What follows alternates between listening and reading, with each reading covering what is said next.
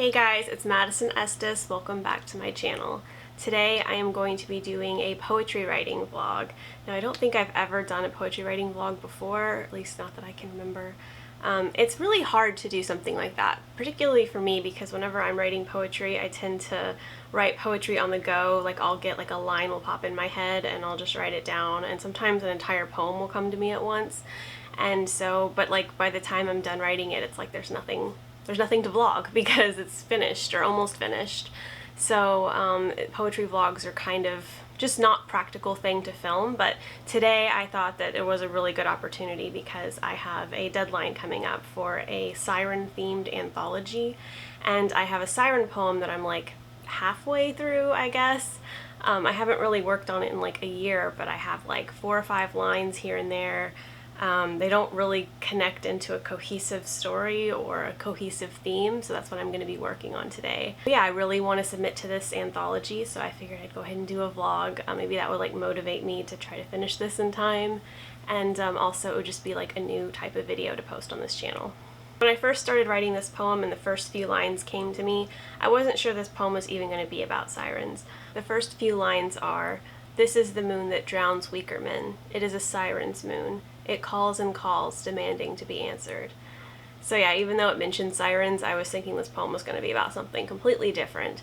I wasn't entirely sure, but I was thinking it would be some kind of, I don't know, feminist allegory or something, because you know, sirens are like this mystical creature that's known to sing songs to sailors and basically lure them to their deaths. So I thought, okay, maybe the sirens will be like a metaphor for some kind of feminist energy in this poem.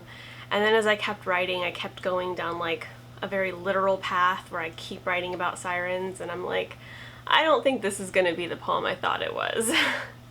Either that or I should set it aside, but it's just like been sitting in my poetry journal for like a year, not doing anything, not, you know, transforming or going in a different direction. So I figure whatever happens with this poem, it's still better to be finished and hopefully published than it is to just be sitting in my journal as like some idealized version of something else that it's not going to be.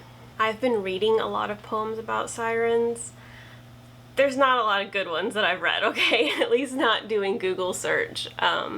Yeah, I don't know. There's just like not a whole lot out there, and there's definitely nothing that like what I'm thinking of, like using sirens as like, you know, a feminist icon, which yeah, they do murder innocent people, so maybe not the best symbol for feminism, but like, you know, I don't know. I just kind of felt like there had to be something out there using sirens as some kind of feminist empowerment symbol. And I just don't see anything out there, so I'm going to do a little bit more research and read a few more siren poems, and hopefully that'll kind of get me in the mindset and figure out what it is that I want to do with this poem.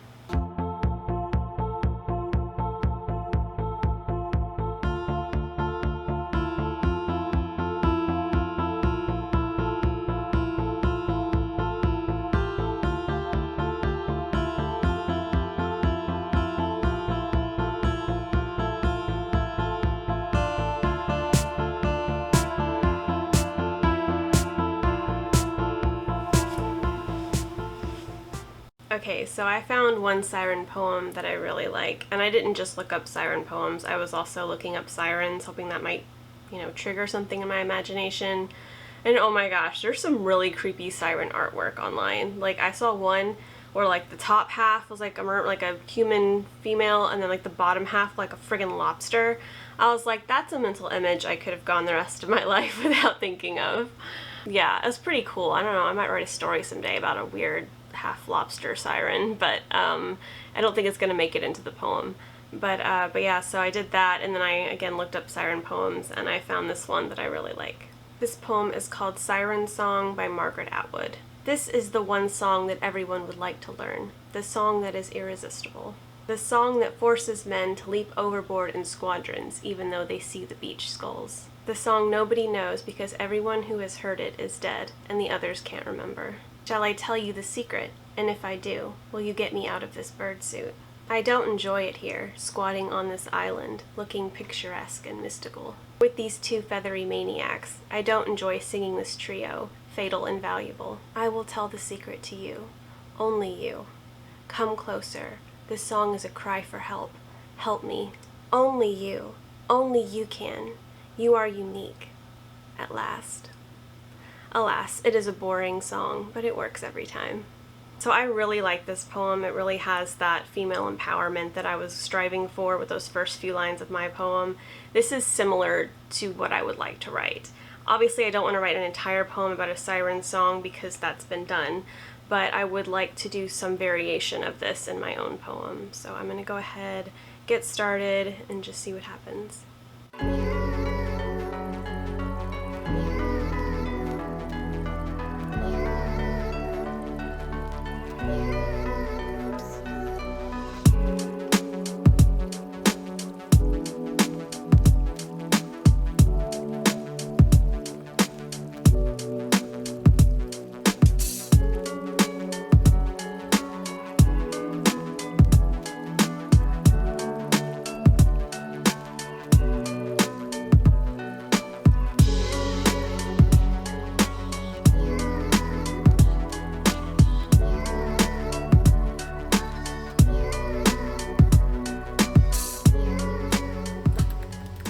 So I just finished the poem. I'm really happy with it. It's not like the super, female empowerment kind of theme I was going for, but that's okay. It kind of took on its own thing. It's very story oriented. It is about a siren that falls in love with a sailor who's kind of a psychopath, and he's deaf, so the siren song doesn't work on him. He's not, charmed by her song and her allure. And so he just treats sirens like any other fish. He just, kills them without any remorse at all, despite the fact that they're sentient creatures. He just doesn't care because, sirens are murderers too. So he just, so he doesn't notice that the siren song changes and that, she's not trying to lure him to his death, that she's really in love with him, and he ends up murdering her. And then her siren sisters are like super ticked off that he did that, and so they sing a song, and it makes the tide change, and he ends up in more dangerous waters, and the ship almost capsizes and it throws him off overboard, and he ends up getting eaten by sirens. And that's the poem. So yeah, like I said, it's a lot more story oriented than a lot of poetry that I read or that I write, but I like it a lot. It's very bleak and but also kind of beautiful, I think, so I'm really happy with it. I think my favorite part besides the opening is this part right here. The sailor who can resist their song is an ocean view, but the waves inside bring only dead crustaceans and broken glass. He casts his net with a lopsided smile. As they sing and plead and cry, he guts them like any other fish. So yeah, like I was saying, that's the sailor who's a little bit of a psychopath. Even if you know sirens are evil, and even if you can't, hear them crying and stuff, just like the thought of murdering something that looks so human-like with no remorse at all is just really creepy. So I really like this. I like the story. I like the creepy sailor. I like, the sirens getting their revenge. I'm really happy with it. I am.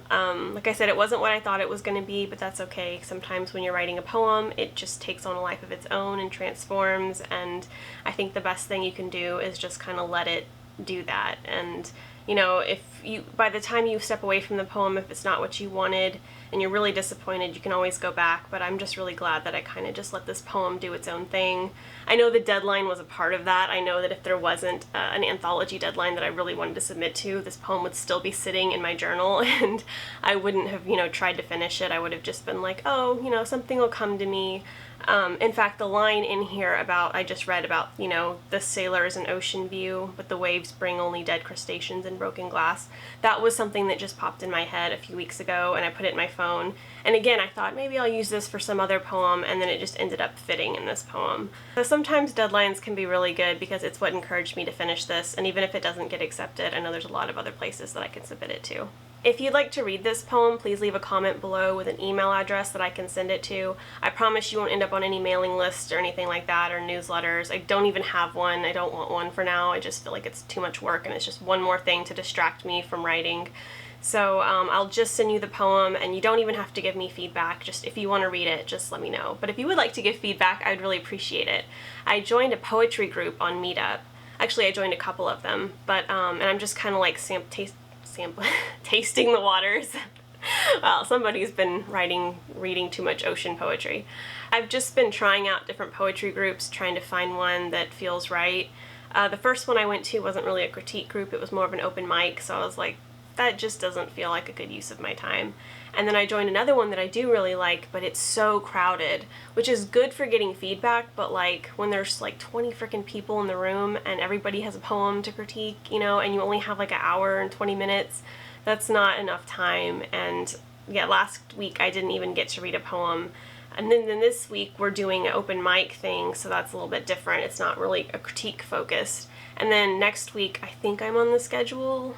I don't know, we'll see. If I'm not on the schedule, I might just quit that group because that's a little bit excessive. If you have so many people that you're only able to get one poem critiqued a month, that's just too many people for me. So I'm gonna keep looking until I find the right group so I can get feedback on my poems. But like I said, if you would like to read it, regardless of whether or not you want to get feedback, just leave a comment below with an email address I can send it to.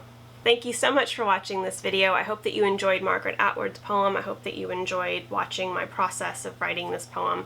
Like I said, this is very different from my usual process where the poems just kind of come to me, or I'll sit there with my journal and just like, you know, do stream of consciousness writing until something comes out that feels like poetry.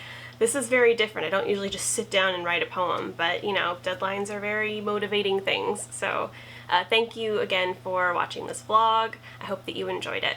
If you enjoyed this video, please give it a like and be sure to subscribe. On this channel, I post reviews, writing advice, horror content, and vlogs. Thanks so much for watching. I'll see you later.